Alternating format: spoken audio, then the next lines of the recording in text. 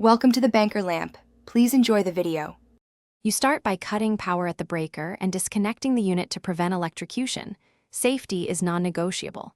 Once done, recover refrigerant into an approved cylinder following regulations, because venting damages the system and is illegal.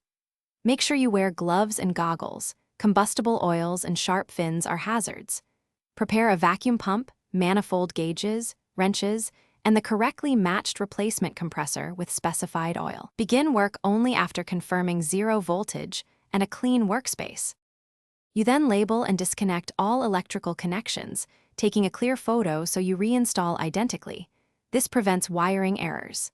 Next, recover remaining refrigerant and remove oil from the old compressor, then unbolt and separate suction and discharge lines.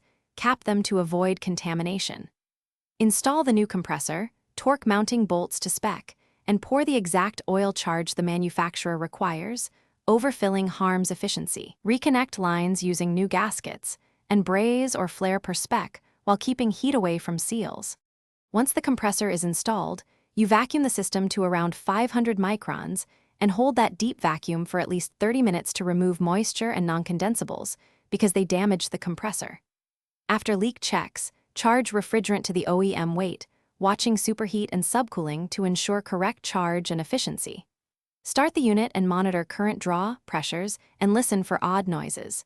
If amps spike or you hear knocking, shut down. Recheck electrical connections and valve timing. Replace the compressor if mechanical failure. Thanks for watching. If this was helpful, leave a like and consider subscribing. See you next time.